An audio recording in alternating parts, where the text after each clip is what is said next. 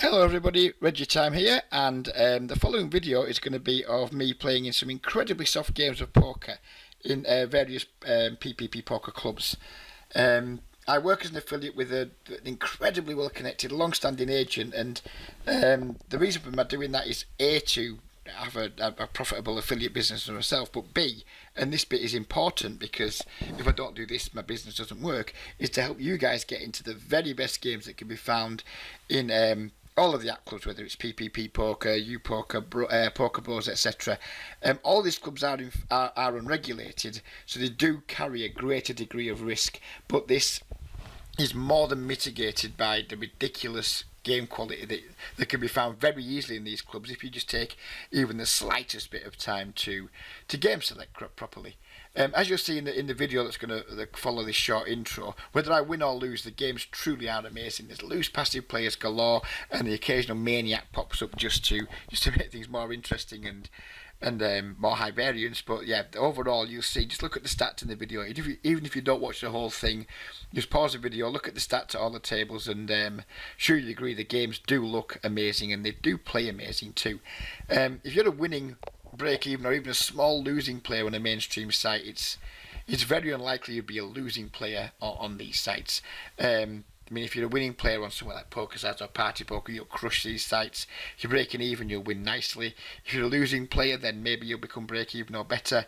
It's so many players have come to me and been losing players and are now like decent winning players, pulling money off poker regularly for the first time in their entire poker career, if you will.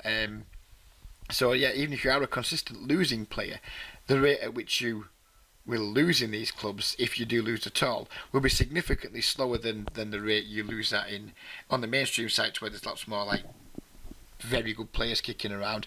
And therefore that'll like give you more game time per dollar spent than you would get playing on, say, 25 and Zoom or something, where you could put $50 on, lose it in half an hour. You put $50 on one of these clubs and it's very likely you could stretch it out for a long time and probably even spin it up a decent number with like a decent frequency. So yeah, after watching the video, why not just take a couple of minutes to get in touch with me? All my contact methods are like listed beneath the video, and just give yourself a chance to take a look at the games, put yourself in a position to maybe become a winning player or slightly less of a losing player, and just enjoy your poker experience a lot more. I do hope you enjoyed the video, and yeah, you know how to get in touch with me if you, after watching the video, you would like to talk to me some more about getting involved in these games. Enjoy the video, everybody. Okay, let's do this. We have a 40, well, all three tables are 40 now. This one's in the Filipino peso currency, so 100 big blinds is 2,000 chips. As always, I buy in for the maximum, so I bought in for 4,000 at this table, so we're currently down 500 chips, which is $10. And at the other tables, we're up a little bit here and we're down a little bit here, although we have reloaded, so it's not really showing. Haven't really been concentrating so far during the session. I've been having a conversation with one of the union guys in Telegram. So yeah, it's been very much a crummy, shitty autopilot session so far, so that's going to change now, and we're going to try and be more focused and play well, hopefully make some money. That's the plan. Hopefully I can stick to it. What do we have here? We have a straight, so I think we can raise fold it on this paired board. Maybe probably not fold against that stack actually, so if I get the fold part, just raise it and call it off if he shovels it in.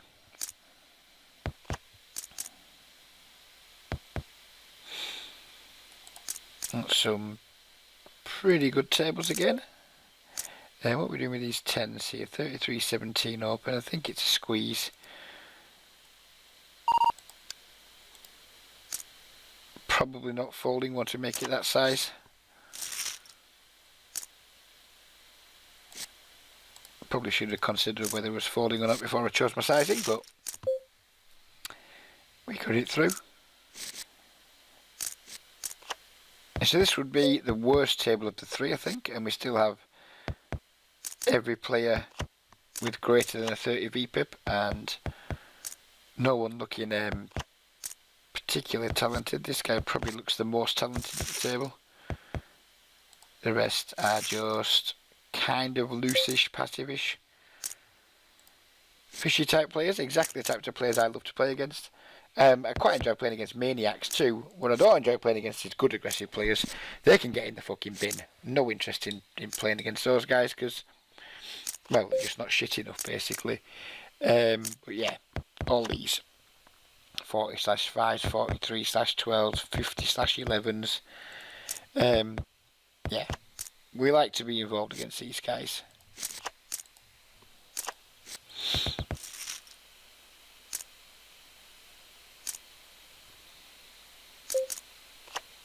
Playing pretty shallow stacked over on this table in the Filipino club. That's typical of tables when they first start.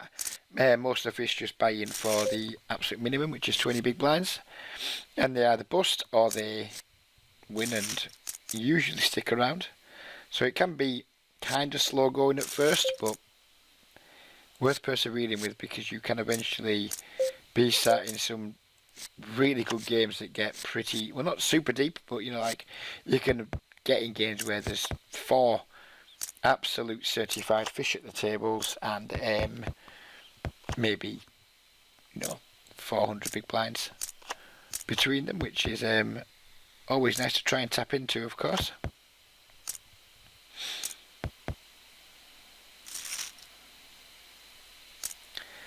I'm quite sure I'd take these types because they kind of look like they're trying to be loose aggressive and probably try to put a bit of thought into their game, but at the same time, having 36/26 in my book, it's just too loose.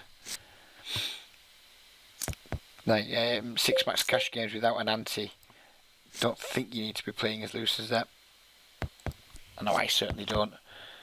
These are my stats now over a pretty, well, not a massive, but a reasonable sample. I think the Nitty, of course, 2015. Certainly could steal more, for sure.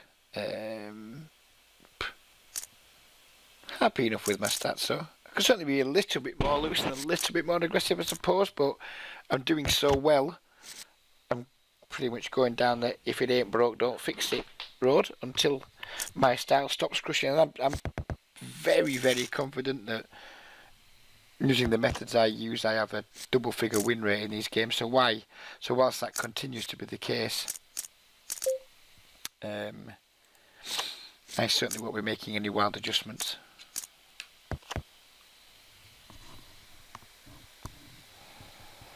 What are we rooting for here? I guess we don't really care. Yes, we do. We want this guy to win. We want the Queen 10 to win. So no 8. Oh, boo. I'm drawing dead this time, just about.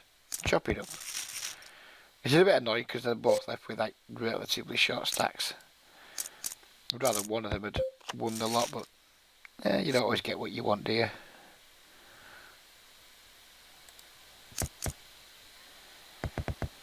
We're going to be raising the A6 over the straddle and not folding it to either of these stack sizes.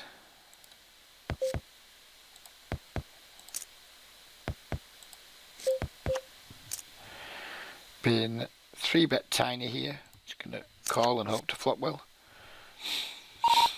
Which we do not. I think we can go for some value now with our 10.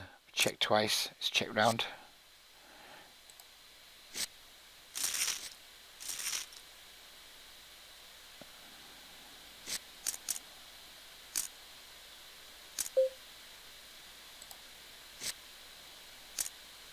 And we lose to the king. Thought it was safe. I thought thought people were pretty much stripped of King X given it checked round twice, but I've been wrong before and I'll be wrong again. And that was one of those occasions where I was wrong currently.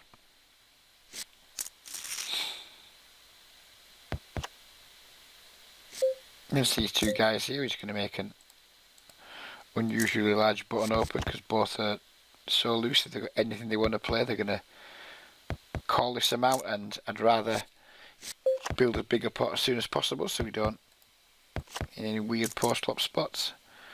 We have the guy crushed.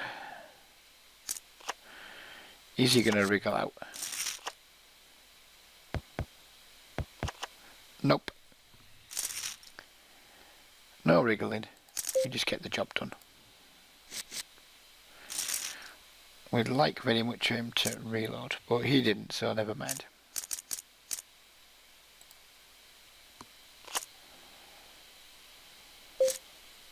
I probably shouldn't say this, because whenever I've said these sort of things in the past, it's come back to bite me on the ass very, very quickly after.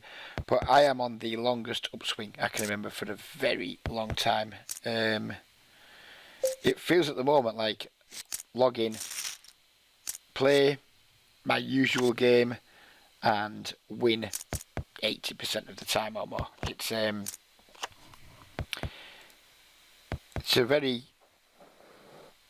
nice feeling to have, that you're constantly finding games that are really good, and that your methods for playing those games are working really well. But then you always have that the longer it lasts for, it's strange. Well, I say you always, maybe it's just me, but I'm sure it isn't. I'm sure other people feel this way too sometimes. They're like, how long can this go on for? Surely the downswing's coming. So you get that little bit of sense of foreboding, a little bit of weird anxiety is the wrong word, but kind of downswing is coming, downswing has to be coming, downswing, and it just hasn't been coming for a while. I think you're less likely to have particularly bad downswings when you're playing games that are so damn passive, because you're rarely going to be faced with consecutive tough decisions where you can start losing confidence, start getting confused, and have your game fall apart a little. It's way less likely to happen in games where you're not regularly under pressure from similarly skilled opponents. I think we're probably dominated, but not folding, and we're not dominated. That's nice. Chop it up. Chop it up seems fair, but winning a lot seems nicer.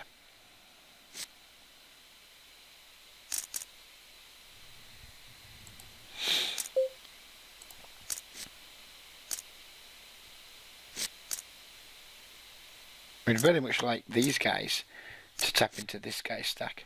We'd like him to spread 1,200 chips around between these two. It'd be pretty sweet. Make for a nice table. Well, the boys are gambling.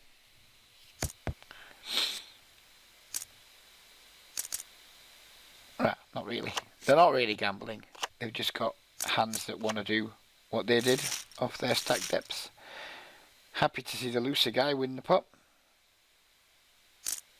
Always happy to see the loosest players win.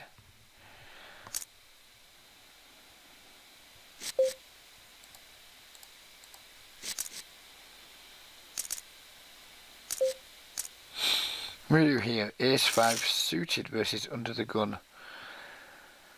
I think we should let it go off that stack depth. We have a top pair here.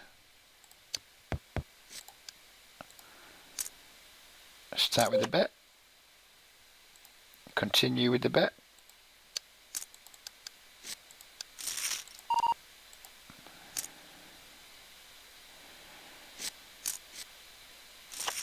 And win the hand.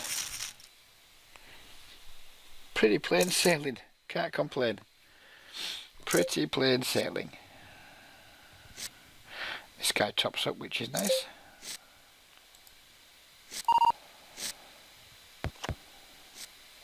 This table's looking pretty shit, so we're going to find another one. We'll keep playing it. I'll find one off screen, and we'll keep playing it until we have a ready-made replacement to slot in.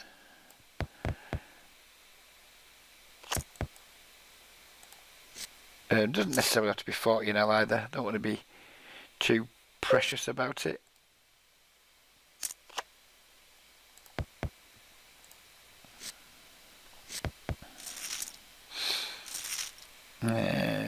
To look at that one.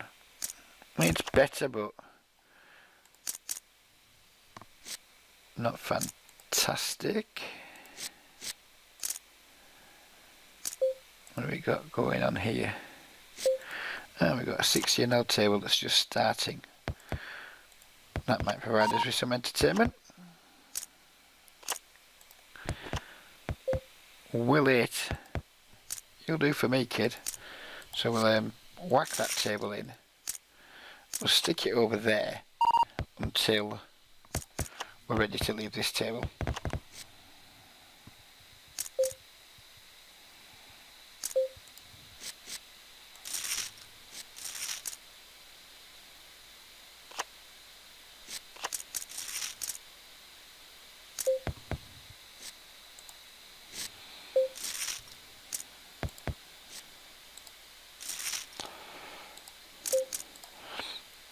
Don't like seeing those names creeping in.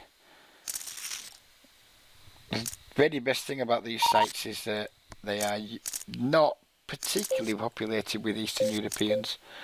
Very much how I'd like to see them stay. I think we can stand up from this table now. Leave. Say hello to Barry. And slot this one in its place.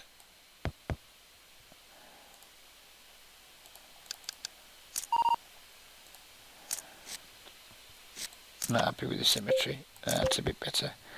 So we tried the C bit here. We got called. Turn cab we're never going to barrel on. Hit the queen on the river, which... Oh, he pots it. He just pots it. Right. I'm typically very averse to paying these off.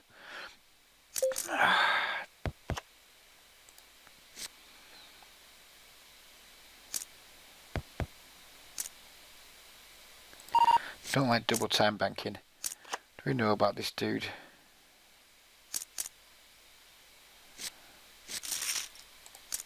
If I've took that long, I'm just going to fold. I think I talked about it in a video not so long ago, where I was watching a very good player play, and he kind of said something like, it was a pot limit Omaha guy. He said, if I'm tanking on whether to call on a river, then he like looked at them in his database, like his tank calls were showing like big losing tendencies, and you know, that kind of stuck with me, and I thought, yeah, you know what, I can feel that. In terms of like, it makes sense, you know, you're like, oh, I think I'm beat, I'm pretty sure I'm beat, I'm confident I'm beat, oh, call. And how many times do we all make those types of calls? So I'm trying to like put myself in a situation where if I am, or in a mindset where if I do spend a little bit too long tanking over a river decision, I'm usually going to take the more passive option. Because often it's just like, you know, you're tanking over whether you should bluff or not, then you probably shouldn't. If you're not sure, if you're not confident you're going to get the fold, then maybe you shouldn't be bluffing so much, especially in games where people are pretty stationary. And the same for calls, you know, where people aren't that bluffy and that aggressive. Should we really be like contemplating paying off versus these guys? I'm going to give up here with the 8-9 suited. Expect to lose. Do lose to the 10-5, but it was a limp pot, so never mind. So yeah, it just makes sense to me that any time we're in the tank, whether we're agonising over whether to run a bluff or not, or whether we are contemplating making like a pretty light call down, usually if you're in the tank too long, if you're not confident pretty quickly, it's probably going to be a bad idea to do whatever it is you've been agonising over. Really comfortable playing these monotone flops relatively passively. Obviously we can't check fold.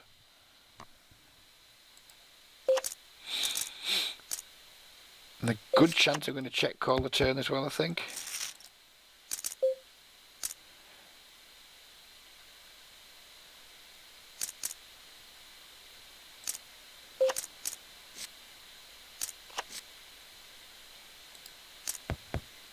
Don't think we're calling river. Not versus when he like upsizes to pot. He's done it really quickly. I don't think he's ever going to be like super strong here.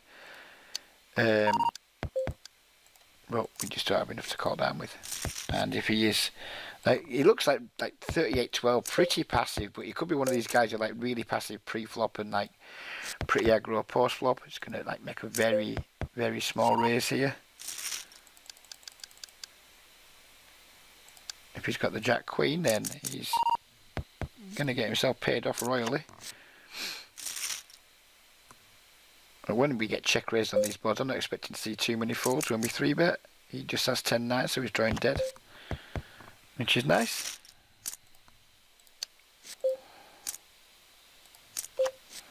Easy peasy. And given the kind of how we've been going against this guy so far, letting him push us around, we're going to be checking our trips to him too and let him do his thing. We're going to take exactly the same lines we've taken in previous hands, just like check calling. And I hope boards don't run out too badly. If he's got a flush, then he's probably getting paid as long as like the four flush card doesn't come. He checks back very quickly. Gonna make a decent sized bet on the river. Hope he's got a pair he can call us with.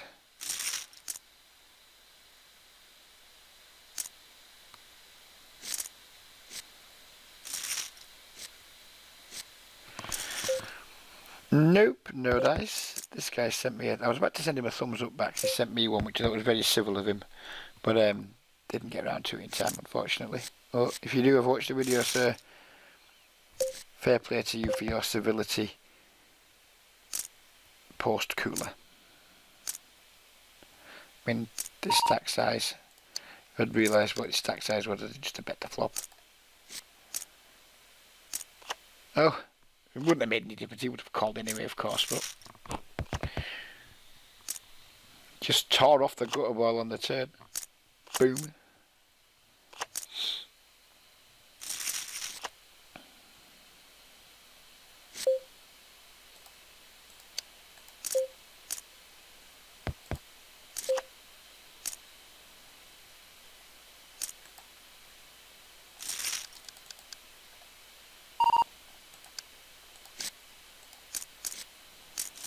Oh, that's me deciding whether to go 20 cents bigger or not, and he had the auto fold checked.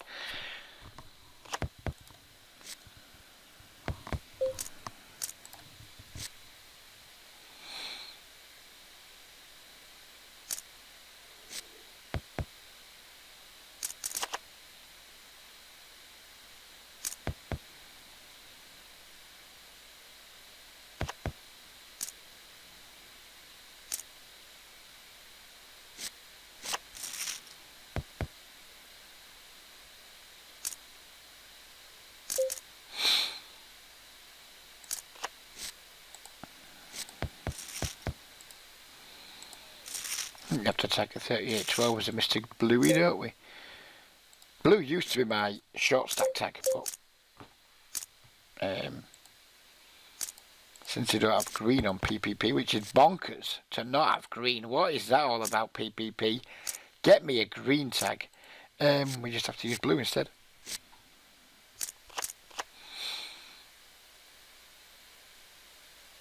Big was regular in these games.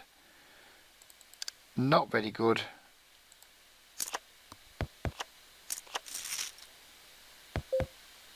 Barrel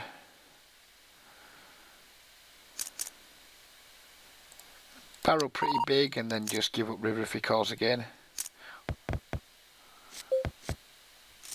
He folds, which is just fine by Reggie.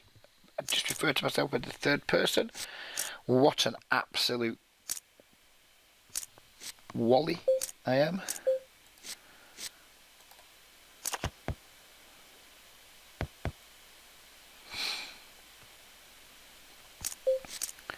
PPP, I'd like to order some extra fish to this table, please. Oh, thank you. That is a sort of service I can get used to.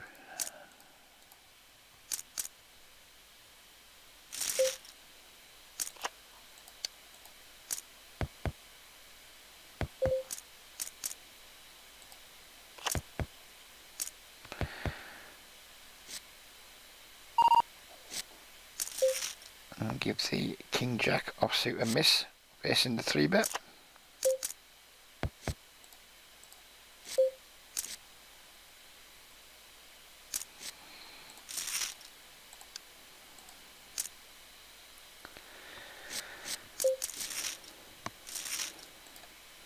Oh, we've got plenty of fish coming. We've got another dude here with a high VPIP, and then another dude here with a high VPIP.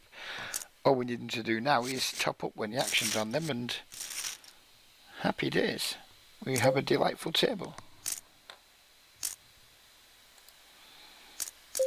Neither did top up, which is unfortunate, but they might do in a moment, or they might win some, chip some, who knows where.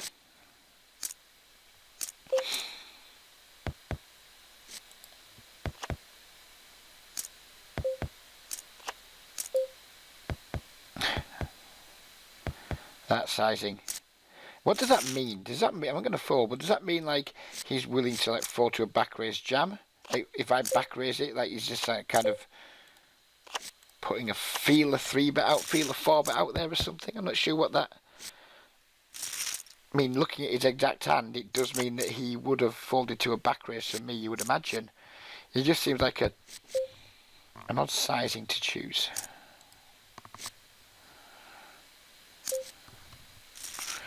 So now we're going to be playing heads up against someone who statistically isn't aggressive, but who has been pretty aggressive during this session. But given we've only got like 7 minutes of the video left, or around 7 minutes, we'll do some battling.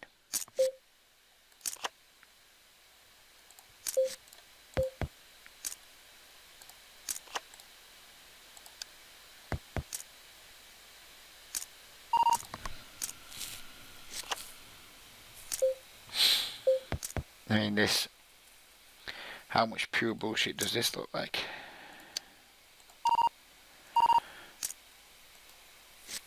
I think we're going to end up spewing against this guy pretty soon.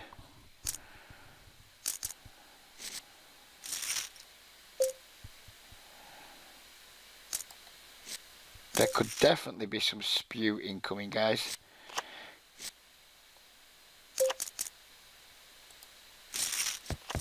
Because it's 3 times now he's been like pretty aggressive, and I mean, maybe he's running good, or maybe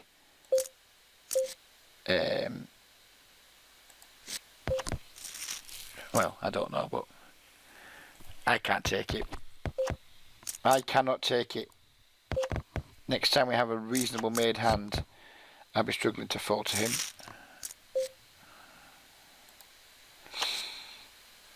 I guess what's pretty much going to happen for the next few minutes is this guy's going to run over me, and I'm eventually going to find something to take a stand with.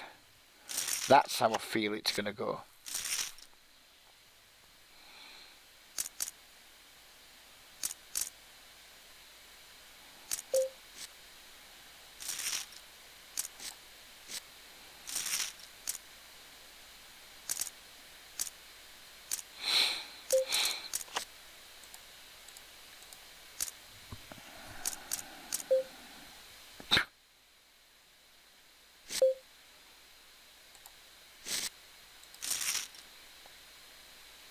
Probably a bad call. Oh, that's top pair. Bye bye, $56.54. It was nice knowing you. Just going to call him down. Probably a terrible card.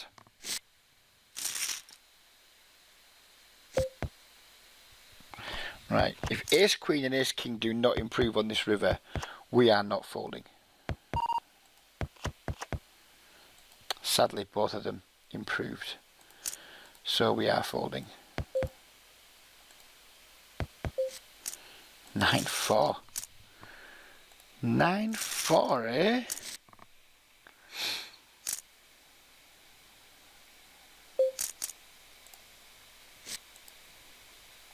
I'm going to go with the larger than usual 3-bet. Try and cut out his calling option and try and put him in a 4-bet situation, which we get. Good luck to us.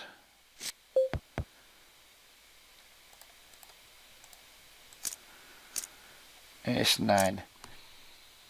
Well, I'll let you win it 3 times as you're doing a bit of punting. I will give you a chance to win it 3 times. Maybe you don't take it, who knows? He's taken it. First one was clean. Second one was clean. Third one isn't so clean. That was quite the punt though, wasn't it? That was quite the punt. It's fair to say, these stats are not accurate of his play during this session. That is for certain. I'm calling a little light. I'll say you are.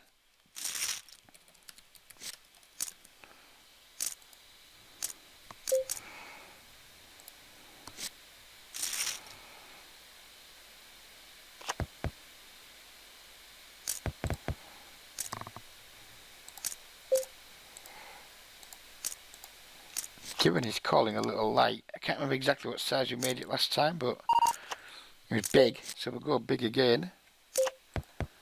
He calls. I'm obviously going to check raise all in here, or check raise anyway.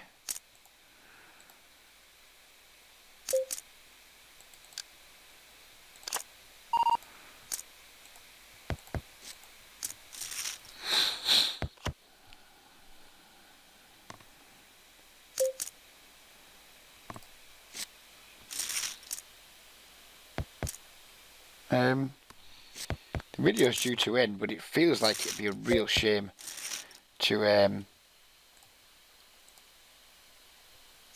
it while this interesting situation is occurring. So you're not going to learn anything from my heads up play because I'm a fucking awful heads up player. But if someone's here like ready to punt, then obviously I'm going to continue playing him. We may as well record it. He might end up with all the money. Who knows? But it's certainly be nice something to have capture either way.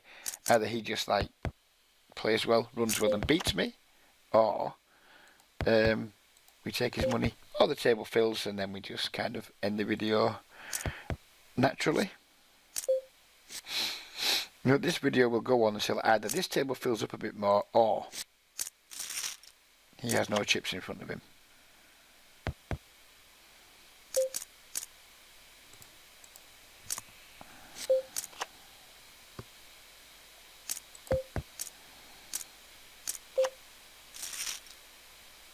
I don't want to face a raise here, so we're going to check back.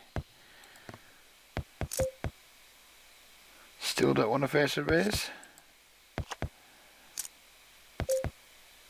And now happy to face a raise, and we won't be falling to it. Just calling the jacks versus a 43-12s 4x.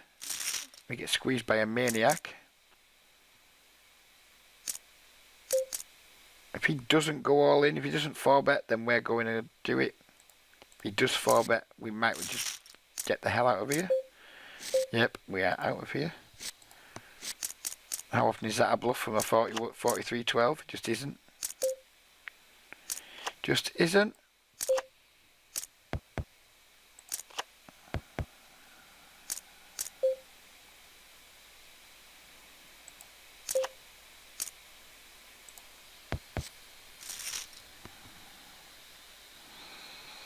Pots it again, we're probably folding. Kings, beautiful fold, Reggie. He doesn't pot it though. And now I don't think there's any way we can fold this river. Unless he goes all in or something. I think we're probably getting value on here, but how can we fold?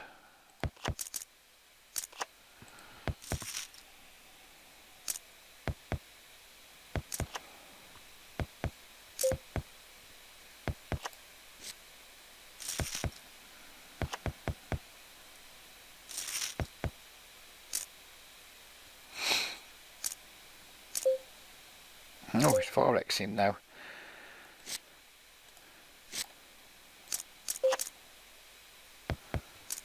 Good shot. He's going to pot it. And I'm not going to know what to do. I think with backdoor clubs we have to tear one off, don't we? And it feels fucking dirty though. And he's probably not going to pot the turn. He's probably going to go down to his like half pot sizing.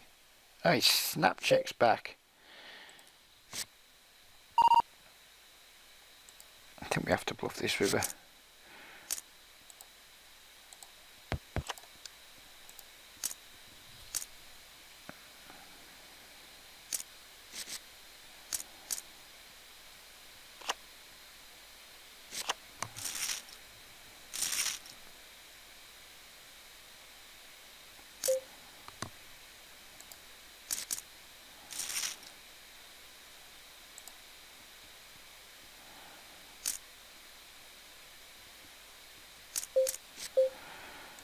Not defending the jack 3.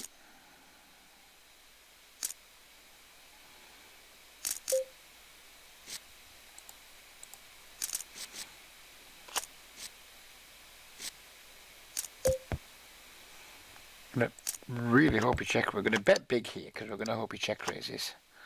And then we're just going to ship it if he does. Doesn't check raise. I'm going to check back this turn and not fold river.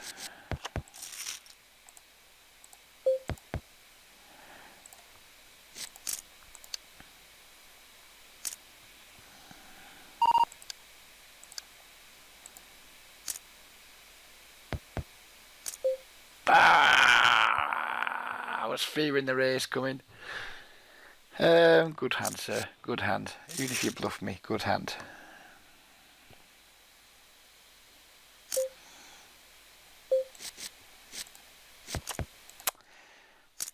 We had to bet though, didn't we? We just too much chance he might call us with a jack.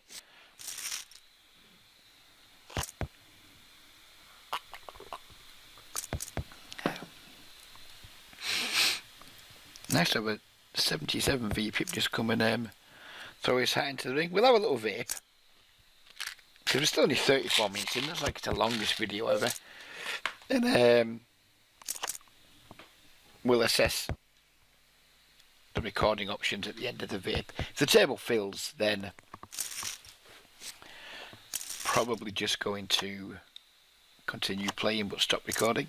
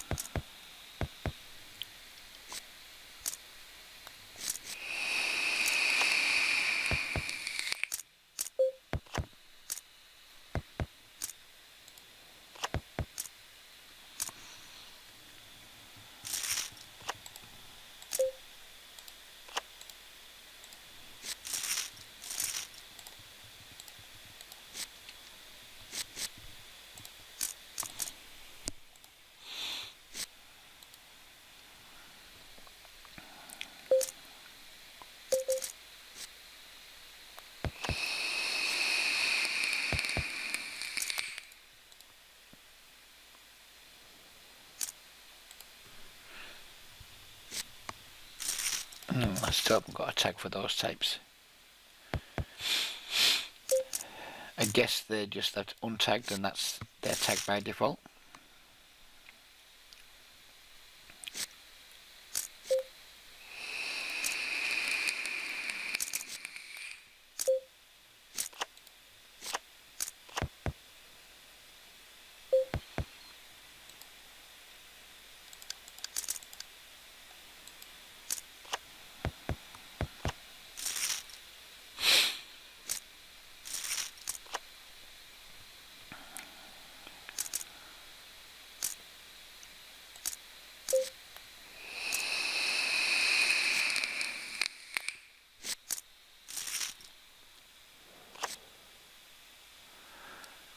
These are spots that I find a little bit annoying on these clubs. It's like not deep enough or strong enough to isolate. Kind of feels weak folding it, but in the bottom there I'd maybe overlimp, but from the cut off I think it's just a fold.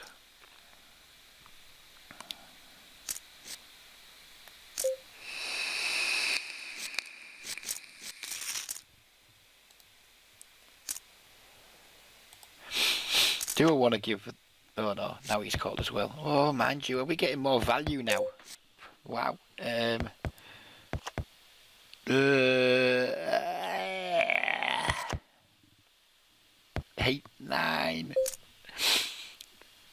8-9.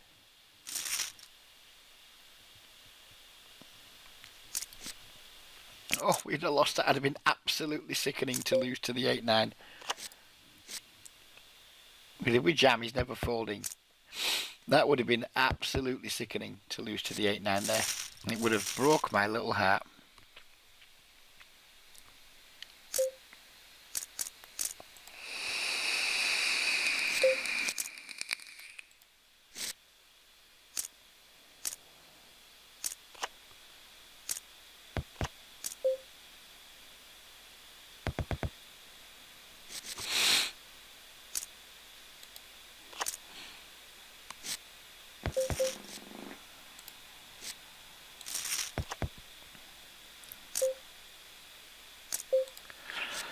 Lose to a 10, I guess. Oh, beat the Queen 8. It's always going to be one of the two, wasn't it? It was always going to have Queen 8 off and we were going to win, or we were going to lose to his 10.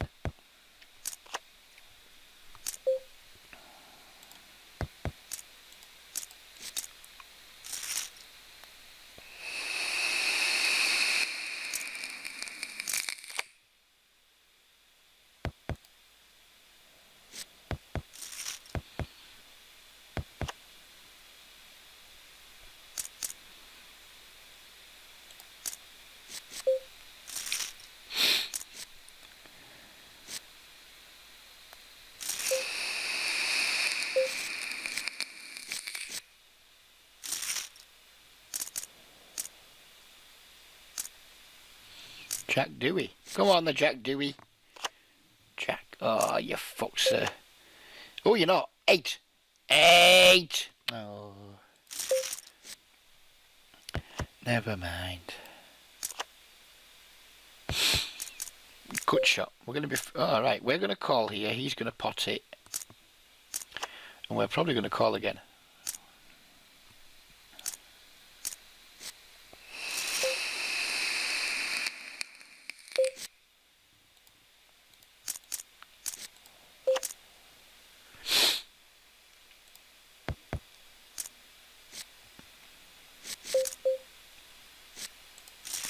We've made him fold before, haven't we, when we check raised and he's bet big. But we could still just have showdown value.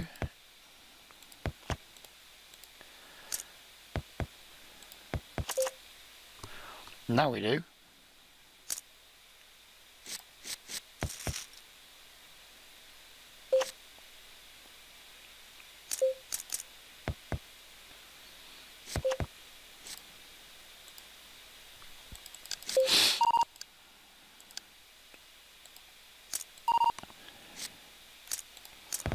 Snaps us off. So our turn check raise bluff clearly wouldn't have worked.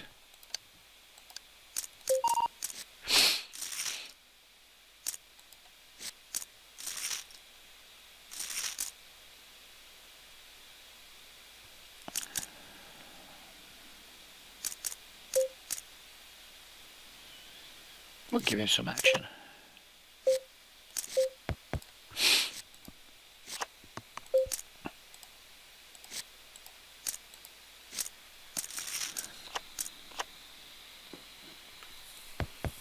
Feels like I'm cheating you guys if I stop recording while this guy is still in here punting, so we'll just keep it going. I know that not many of you will get to this point of the video, but those of you that do, it feels not good to not capture what could be some interesting spots.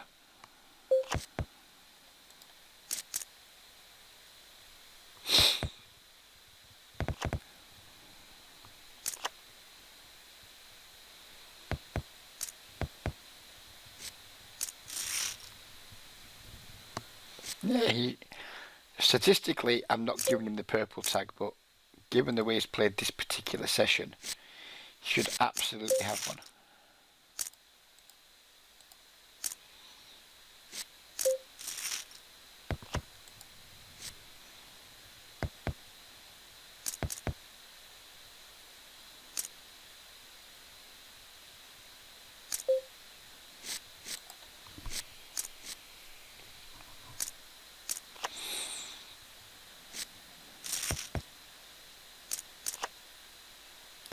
Love to see your session stats. You can't do that, unfortunately. 40-28. It's a bit different to 38-12, isn't it? Ah, so maybe these are his session stats. Maybe he's new to this club.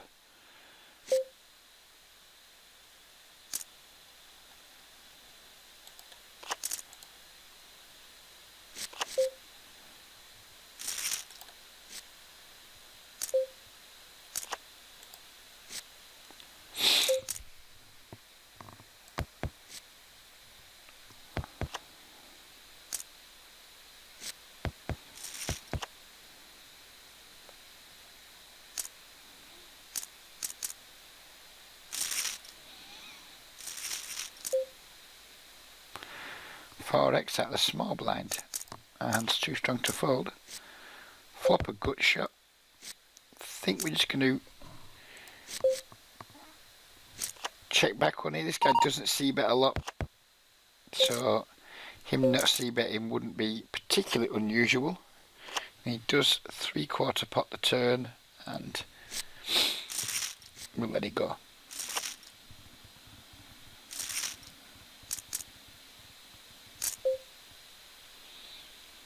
I feel like I'm burning money here by completing, but we'll try. Turns out I was burning money by completing.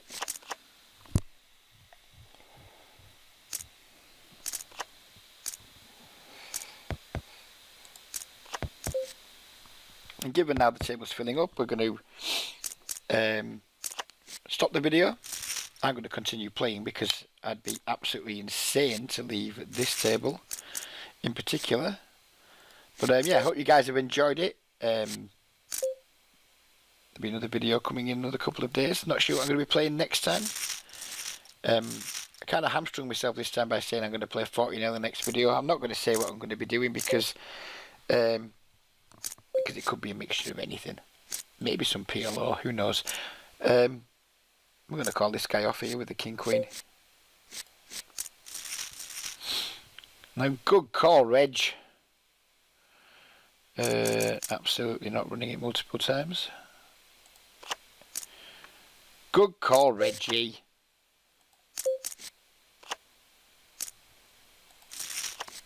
Man, the way he's been playing though, trivial call, wasn't it? Right, take care everybody. Have a good few days. I'll be back with another video sooner rather than later.